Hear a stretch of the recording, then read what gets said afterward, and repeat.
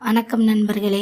ருத்ராட்சம் சிவபக்தர்களின் அடையாளம். ஆனால் அதன் 5 முகங்கள் என்ன சொல்கின்றன தெரியுமா? 5 முகம் என்பது சிவபெருமானின் 5 திருமுகங்களை குறிக்கிறது.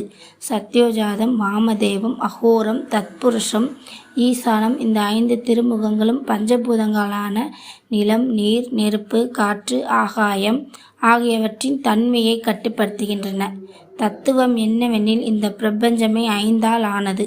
5 முகம் அணிபவர் இந்த பிரபஞ்ச சக்தியை தனக்கேர்த்து ஈர்க்கின்றார். அறிவியல் உண்மை. ருத்ராட்சம் அணிவதால் அது இதய துடிப்பை ஒழுங்குபடுத்தி மன அழுத்தத்தை குறைப்பதாக நம்பப்படுகிறது.